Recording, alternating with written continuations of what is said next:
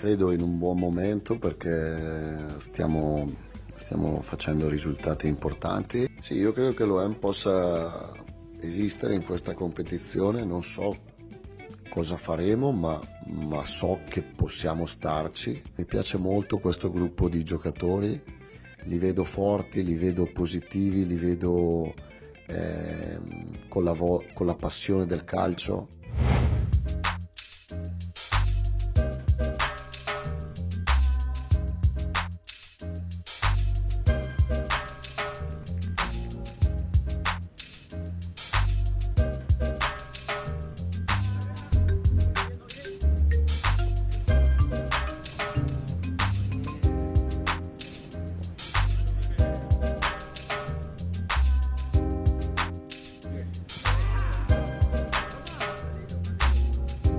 Tanto en la victoria como en la derrota nos tiene que durar 24 horas la sensación, para bien o para mal.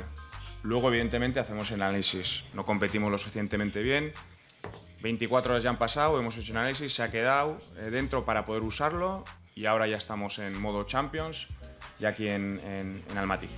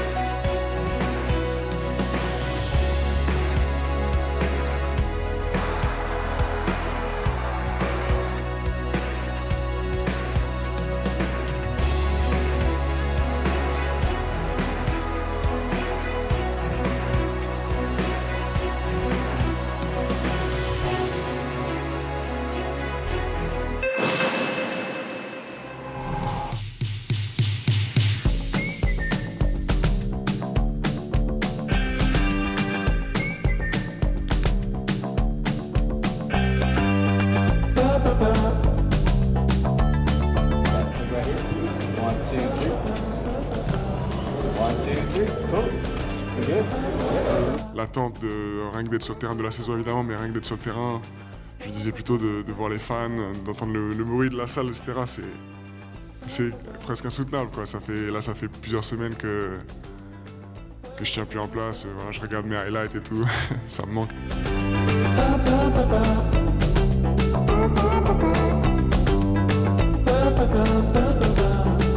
I don't know when the end is, but I know it's a lot sooner than later. So, just being super appreciative of the fact that I could come up here, do another media day, and talk to you guys, and do all this stuff around here. So, just excited about the journey and whatever this year has in store for me.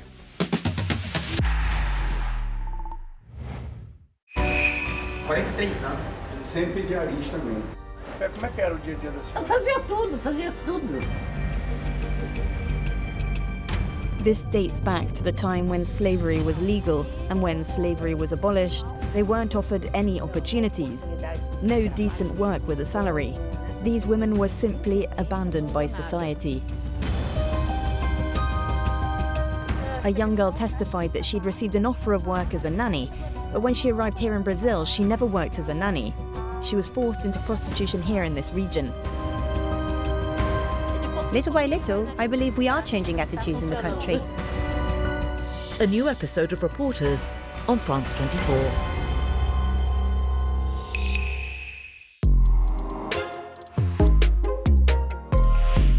I'm currently on board a Dara and we are sailing from Tunisia towards Gaza. This is Evie. She's a 26-year-old deckhand from the UK.